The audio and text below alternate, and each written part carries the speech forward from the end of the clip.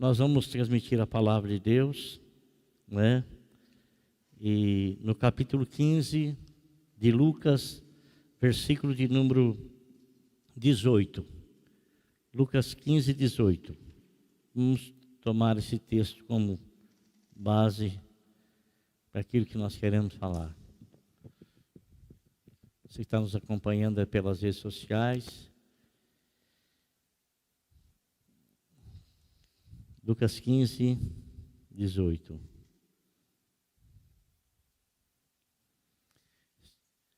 Uma palavra muito conhecida, de um contexto, de uma parábola contada pelo nosso Senhor Jesus Cristo. A parábola do filho pródigo, no capítulo 15, versículo 18, diz assim: eu me porei a caminho e voltarei para meu pai. Eu me porei a caminho e voltarei para meu pai. Só essa parte do versículo. Senhor nosso Deus, nos ajude e nos abençoe para a tua honra e para a tua glória.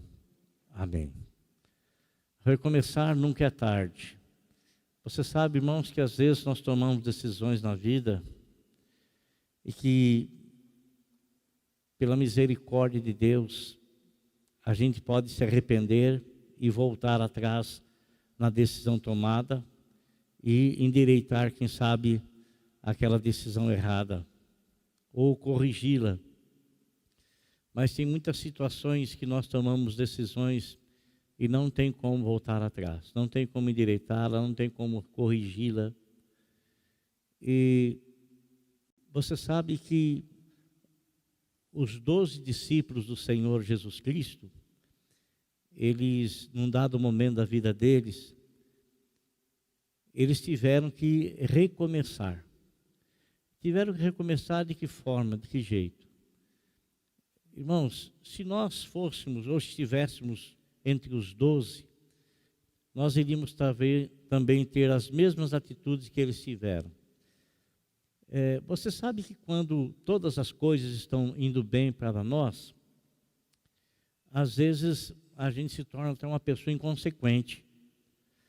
As coisas estão indo bem, a gente não pensa de forma alguma que aquilo pode dar uma reviravolta e transformar o bem no mal. No bom caminho você, ou numa coisa que você está tendo êxito, você está prosperando, às vezes você não pensa de forma alguma de que poderá inverter a situação. Os discípulos, eles tinham isso em mente e eles estavam tão empolgados, mas tão empolgados com a pessoa de Jesus, tão empolgados por serem ensinados pelo Senhor. Imagine você, quando o Senhor Jesus fala assim, que aquilo que ele transmitia, aquilo que ele falava, ele não falava de si mesmo, mas ele falava como do Pai ele tinha ouvido. Quer dizer que o próprio Pai usava a boca do Senhor e falava com as pessoas que estavam perto. Logicamente que havia uma diferença nessa pronúncia, havia uma diferença nessa fala, havia uma diferença nessa dicção, havia uma diferença. E isso os atraía, e principalmente, não apenas aquilo que eles estavam ouvindo, mas aquilo que eles estavam vendo acontecer. As coisas que o Senhor Jesus Cristo fazia, coisas magníficas, coisas maravilhosas. Então, eles jamais podiam supor, eles jamais podiam pensar que aquilo viesse a acabar, que aquilo ia ter um momento que ia se encerrar, não ia prosseguir, não ia dar continuidade. Tanto que, quando o Senhor Jesus Cristo falou com eles a respeito da situação que ele iria atravessar, de ser preso, de ser chicoteado, de ser judiado, de sofrer na mão dos ímpios, de receber tudo aquilo que ele recebeu, de que seria pregado numa cruz, que seria morto, eles não concebiam essa ideia. Tanto que quando o Senhor Jesus Cristo falou com eles, um deles, o Pedro, chamou o Senhor à parte e falou para ele, repreendeu, ele teve a audácia de repreender, ele teve a ousadia de repreender aquilo que o Senhor Jesus Cristo estava falando, como se o Senhor estivesse falando algo que jamais iria suceder. Mas se Deus falava pela boca do Senhor, consequentemente aquilo que estava sendo dito iria acontecer, porque aquilo que estava sendo dito era um retrato daquilo que estava com profecia lá no Velho Testamento. Era uma lei, e o Senhor ia passar por aquilo. Mas ele, naquela empolgação, naquela alegria, eles não concebiam essa ideia, mas de jeito nenhum, de forma alguma. Mas o que foi que sucedeu na verdade? Aconteceu exatamente como o Senhor havia falado, e no acontecer eles ficaram decepcionados, porque aquela não era a expectativa deles. Aquilo não era aquilo que eles pensavam, que eles imaginavam. Eles não aceitavam aquilo lá. Tanto que aconteceu o quê? Eles se dispersaram. Eles perderam o ânimo, perderam a fé, se decepcionaram terrivelmente. Mas se decepcionaram porque eles próprios se iludiram. Porque o Senhor nunca deixou de dizer a eles a verdade, a realidade, aquilo que iria acontecer, aquilo que iria suceder. Consequentemente, depois que o Senhor Jesus Cristo ressuscitou, o Senhor teve que buscar cada um deles para que eles pudessem retornar, para que eles pudessem então voltar, para que eles pudessem ser renovados pelo Senhor, para que se iniciasse na vida deles aquilo para o qual o Senhor lhes havia escolhido. Essa passagem que nós lemos aqui a respeito do filho pródigo,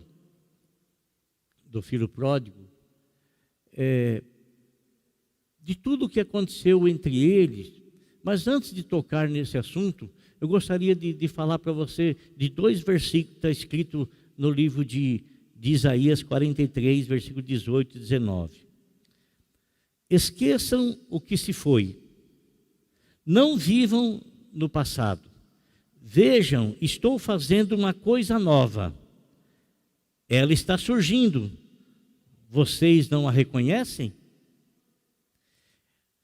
O profeta Isaías, usado por Deus, fala para o povo de Israel, para que eles deixem de viver no passado, para que eles deixem de olhar no passado aquilo que sucedeu e que aconteceu, e que era para eles olharem para a frente, para as coisas novas que o Senhor iria fazer, iria realizar.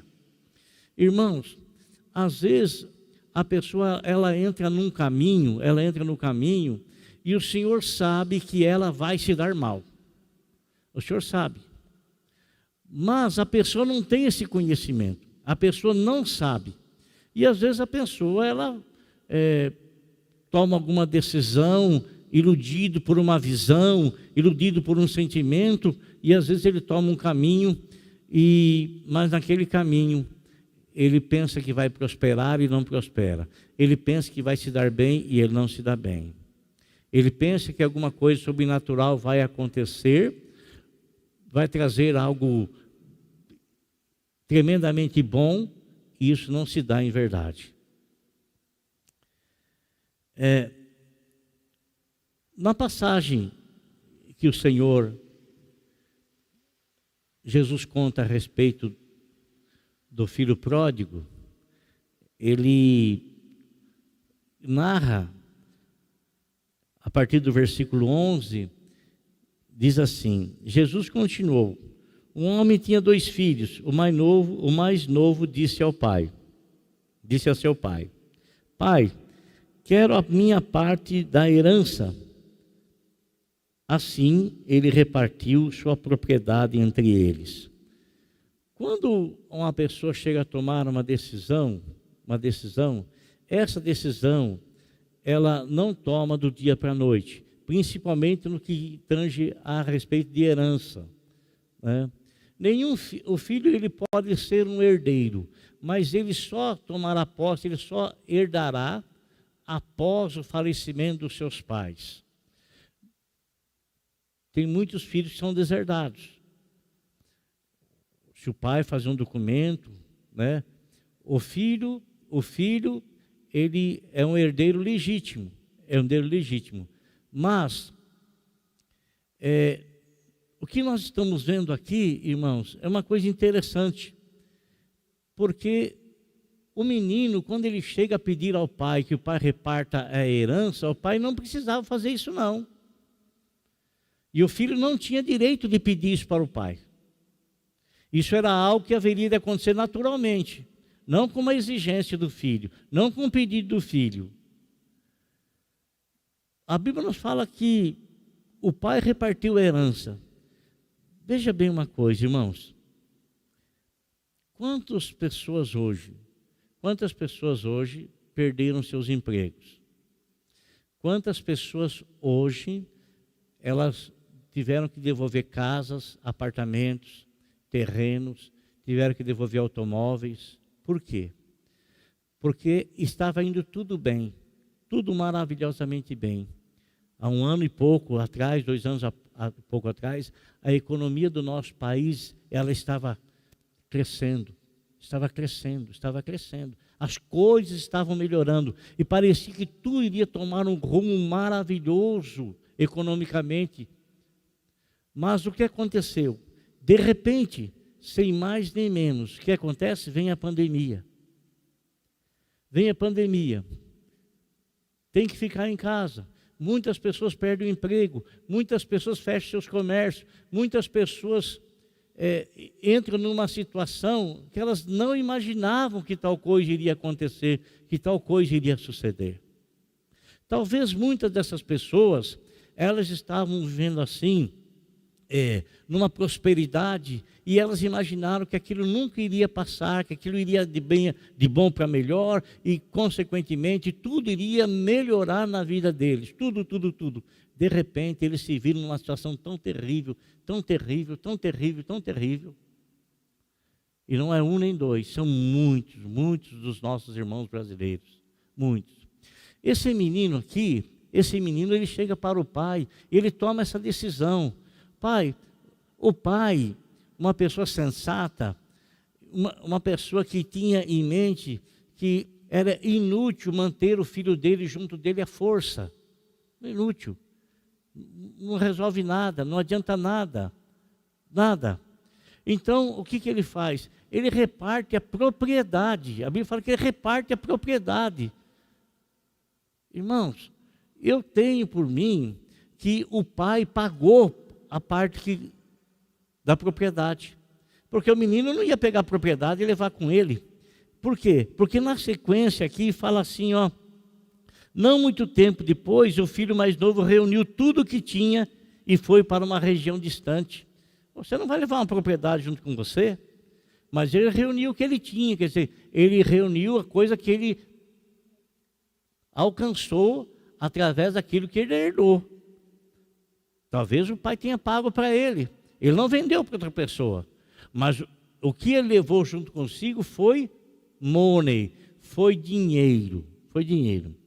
E o que ele fez? Ele já tinha tudo em mente. Eu vou para uma terra distante. Uma terra onde o meu pai, onde ninguém me conhece, e uma terra onde ninguém conhece meu pai, uma terra onde ninguém vai saber minhas notícias, e uma terra que os meus pais também nunca vão saber, meu pai nunca vai saber ao meu respeito. Então ele tinha tudo planejado na mente dele, tudo planejado. A Bíblia nos fala, meu irmão, você sabe, tem uma história que diz que a vida, ela é como uma roda gigante. Você embarca nela, às vezes você está lá em cima, mas de repente você está aqui embaixo. E às vezes quando você está lá em cima, você não pensa que você vai estar cá embaixo. Você não pensa, você pensa que irá parar e se estabelecer lá no alto, lá em cima. Esse menino, quando ele sai da casa do pai dele, você acha que ele saiu com uma atitude de uma pessoa humilde? Não diz, irmãos, quero ser bem sincero com você, não diz que ele trabalhou para ter aquela herança. Aquela herança veio do pai. Ele não fez nada, ele apenas era um herdeiro legítimo. Então, ele sai da casa do pai sai cantando de galo, sai assim com o pescoço bem empinado, levando muito cascalho com ele. Cascalho, pensando assim, agora eu vou fazer o que eu quero fazer. Né? Ele estava lá por cima. Quando ele chega lá na terra, aquela terra distante, né? Ele sabia para onde ia. Ele ia para uma terra distante. Quando ele chega lá naquela terra distante, você veja, irmão, não nos parece que o lugar que ele foi era um lugar de muitos moradores. Porque cidade pequena, quando chega um novo morador, todo mundo fica sabendo, não é verdade?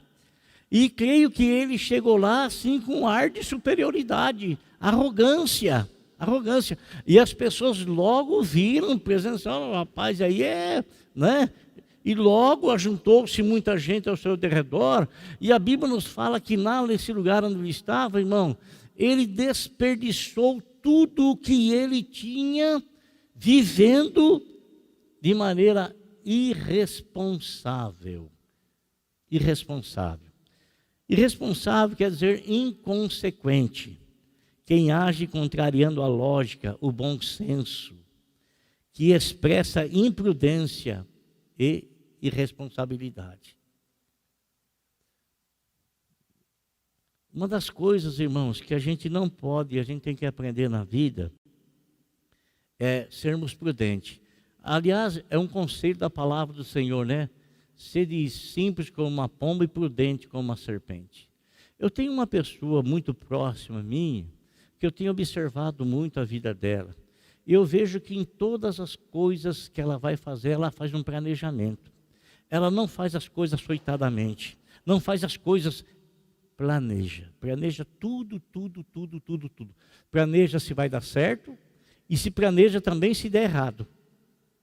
Então é uma pessoa prudente, que ele dá o seu passo, mas dá o passo com prudência, sabendo o que está fazendo, está planejando tudo, está se preparando para, se der tudo certo, tudo bem, mas se não der certo, ele também está preparado para isso. Está preparado para isso. E esse menino não estava preparado para isso. Ele achou que tudo ia dar certo. Será que ele não pensou que podia acabar com a riqueza do pai dele? Com a herança dele? Será que ele não pensou? Será que ele não pensou em guardar aquele dinheiro, colocar num banco ou qualquer coisa? Será que ele não pensou nada? Não pensou nada disso. Não pensou nada disso. Né? É aquela pessoa que pensa que aquilo que ele tem nunca acaba. Nunca acaba. Então, a Bíblia nos diz aqui, irmãos, que ele viveu dessa forma. Todo viver irresponsável trará consequência. E foi justamente após ter gasto tudo, não ter mais nada, passou a enfrentar o preço da sua irresponsabilidade. O que aconteceu lá? Aconteceu que chegou uma fome tremenda naquela região. E ele já não tinha mais um tostão sequer. Ele não tinha um único dinheiro, nada. Nos parece que ele não tinha nem muda de roupa mais. Nem mais muda de roupa. Quando chega uma nome fome naquela região, tem um homem lá que ele tem uma granja de porcos. E esse menino, então, ele precisa comer. E ele é empregado por esse homem. Irmão, a pior profissão e que nenhum judeu submete a isso é apacentar porcos. Não submete a isso. Mas é a humilhação que ele teve que se submeter por causa da sua arrogância, por causa que ele achou que estava por cima de tudo e por cima de todos. Aquele homem, dono da granja de porcos, quando ele chegou, o homem viu a arrogância desse menino, e agora o homem contrata ele justamente para poder humilhá-lo, para poder envergonhá-lo. Não existe criação de porcos em Israel, não de judeu. Não existe, judeu não trabalha com isso, eles não comem carne de porco, eles não mexem com isso, não trabalham com isso. Para você ver que esse menino foi para uma terra distante, longe das cercanias de Israel. Mas a Bíblia nos fala, irmãos, que quando ele estava apacentando os porcos, e aquilo que ele recebia dava para ele se alimentar, mas não se alimentar bem. Por quê? Porque quando ele alimentava os porcos com alfarrobas, e alfarroba é comida de gado, comida de porco, comida de cavalo. Quando ele alimentava, ele tinha fome, ele tinha vontade de comer aquelas alfarrobas, e a Bíblia fala que ninguém lhe dava nada. Ele tinha o salário dele, então não tinha nada que dar, ele tinha o ganho dele. E o ganho dele não era o suficiente para ele comprar comida. Comprar comida. Olha, você sabe que José, que foi governador do Egito, Faraó teve aqueles sonhos dele lá, de vaca gorda, depois vaca magra, espigas bonitas, cheias, espigas mirradas. Ninguém conseguiu entender o sonho dele. Então, pediu-se para José, e José interpretou. José disse, olha, Faraó, as 7 vacas gordas e as 7 vacas magras, 7 espigas rechonchudas e as 7 espigas mirradas, é um sonho só. É que durante 7 anos vai haver uma fartura imensa, imensa, imensa, imensa. Mas depois dos 7 anos vai haver também o quê? Vai haver uma miséria, vai haver uma escassez. Ora, quem é que pode nos garantir, irmão, que a nossa vida, toda ela vai ser uma vida de bons tempos? Quem é que pode garantir que a nossa vida vai ser uma vida assim, de vacas gordas todos os nossos anos? Quem é que pode garantir que a nossa vida poderá ser comparada a uma espiga rochonchuda, cheia, cheia, cheia de dentes de milho? Quem pode garantir que nós iremos assim constantemente e que de repente não chegará o tempo também de vacas magras? Como a grande maioria do povo brasileiro está passando hoje, tempo de vacas magras. José, em sua sabedoria, em sua prudência, um economista de direcionamento dado por Deus, de orientação dado por Deus, foi esse conselho que ele deu para Faraó. E Faraó foi assim que agiu. E nós vemos que quando esse período de 7 anos de abundância, eles não desperdiçaram absolutamente nada, não. Não desperdiçaram. E é algo que nós devemos pensar, irmão. Nós devemos pensar sempre que hoje podemos estar bem, mas amanhã pode ser diferente. Então, se estamos bem hoje, não nos custa nada. Se tivermos a oportunidade, ser prudente. Ser prudente.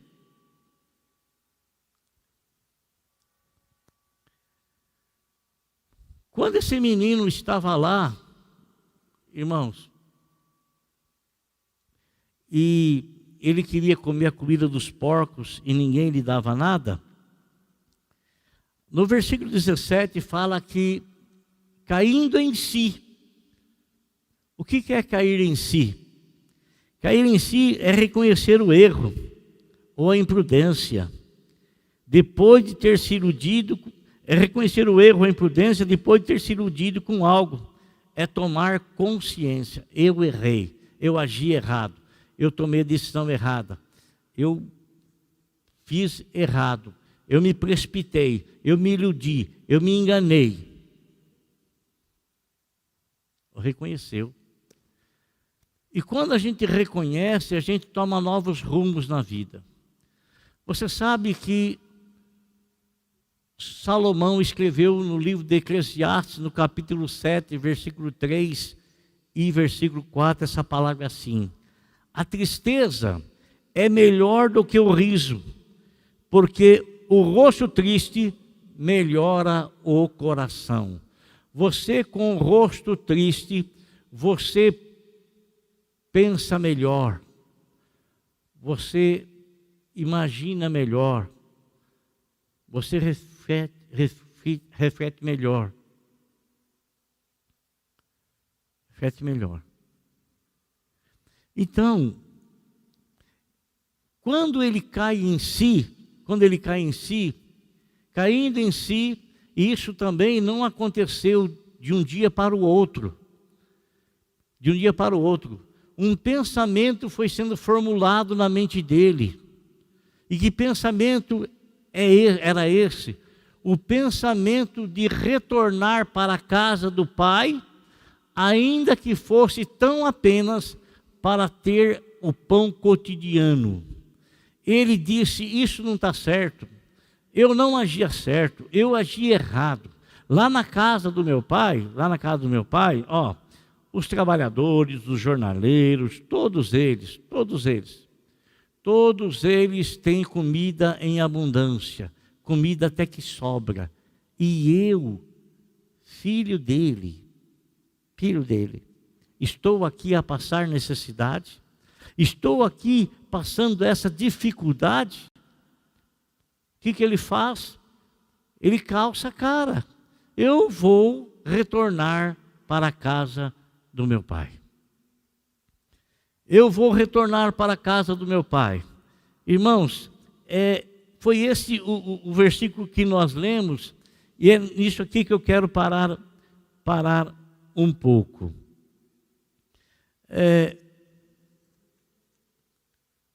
Nunca é tarde para recomeçar. Nunca é tarde. Principalmente quem tem a oportunidade de recomeçar. Quem tem a chance de recomeçar. Ainda que isto nos valha humilhação. Ainda que valha isso. Humilhação. Recomeçar. Voltar. Reiniciar. Ele fala aqui no versículo 18, eu me porei a caminho e voltarei para a casa, e voltarei para meu pai. Vou me colocar no caminho e voltar para o meu pai. Sabe, irmãos, nós estamos reiniciando algo, estamos reiniciando os cultos presenciais aqui na Igreja do Evangelho Quadrangular. Estamos recomeçando. O que causou o regresso do menino para a casa do pai? O regresso do menino para a casa do pai voltou à alegria do pai, voltou e causou o quê? Causou uma festividade. Houve uma festa. Houve música, houve danças, houve trocas de roupa do menino que estava imundo, cuidando de porcos, mas o pai não quer que ele permaneça assim. O pai então manda trocar a roupa dele, o pai manda colocar um anel no dedo dele, o pai manda colocar sandálias novas nos pés dele. É assim. Então, amado, que a volta para a casa do Pai seja assim para conosco. Não que nós tenhamos abandonado, não que nós tenhamos deixado, mas que esta volta para a casa do Pai traga alegria na nossa alma e traga alegria no coração do Pai de estarmos juntos, reunidos para engrandecer o nome dEle, para ouvir a palavra dEle, para agradecer a Ele, para buscar a face dEle, para que juntos aqui unidos na mesma fé, na mesma esperança, possamos buscar o Senhor e ter comunhão com Ele e recebermos a manifestação dEle na nossa vida, receber a manifestação dEle no seio da igreja, junto a nós aqui, que o retorno aqui dos cultos presenciais possa provocar alegria no nosso coração, possa provocar alegria, assim como alegre se mostrou o salmista quando disse assim, me alegrei quando me disseram, vamos lá para a casa do Senhor. Me alegrei. Que você sinta-se alegre por estar na casa de Deus, irmão. Que você sinta-se alegre por estar aqui na casa do Pai. O lugar aonde Ele nos proporcionou, onde Ele nos deu, aonde Ele nos dá a oportunidade de reunirmos para engrandecer e louvar o nome dele e glorificá-lo. Amém? Sinta-se alegre, irmão, de estar na presença de Deus. Eu sei que muitas pessoas ainda estão temerosas e estão com cisma. E não lhes tiro a razão, não lhes tiro a razão. Mas louvado seja Deus por você estar aqui. E que Deus cuide da sua vida. Que Deus proteja a sua vida. Logicamente que você também tem que se cuidar, né? Tem que fazer aquilo que é determinado para ser feito, para nos manter com saúde. Que você faça tudo isso. Mas que o Senhor zele por você, cuide de você, cuide da sua casa, cuide de tudo aquilo que direto e indiretamente está ligado a você, no nome de Jesus. Sinta-se alegre por estar na casa do Pai. Amém? Glória a Deus. Vamos pôr em pé, por favor.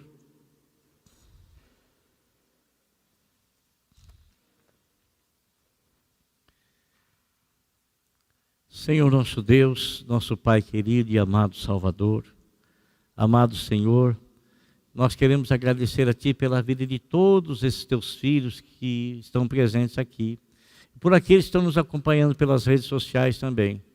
Que a Tua mão, Tua bênção, Tua graça, Senhor Jesus, esteja, Senhor, sobre cada um deles, ó Pai, abençoando-os, fortalecendo, fortificando, Senhor, dando a eles a misericórdia da Tua graça, dando a eles a misericórdia da Tua bondade, dando a eles, Senhor, a misericórdia, Senhor, do Teu poder, Pai. No nome de Jesus, nós te pedimos, abençoe a família de cada um, abençoe o lar de cada um, abençoe, Senhor, segundo a necessidade que eles têm, porque o Senhor prometeu que nos abençoaria, que derramaria sobre nós, que supriria todas as necessidades. Supre, Senhor, as necessidades. Talvez tenha alguns irmãos aqui desempregados, não sei, Senhor. Talvez tenha algum irmão aqui passando por alguma dificuldade, Senhor Jesus querido, de dívidas, alguma coisa. Talvez estejam aqui muito esperando, meu Deus, na justiça, está tudo fechado, está tudo parado. Talvez alguns estão esperando a decisão de INSS, Senhor meu Deus e meu Pai, enfim. Senhor Jesus, o Senhor sabe de cada um, Pai. E eu peço que o Senhor abençoe cada um segundo a necessidade e segundo o poder que o Senhor tem, em nome de Jesus Cristo, nosso Deus e nosso Salvador. Amém. Que o Senhor abençoe também esses irmãos que estão ligados conosco agora. Que a Tua bênção, a Tua presença e a Tua graça esteja e permaneça sobre todos eles, em nome de Jesus. Amém.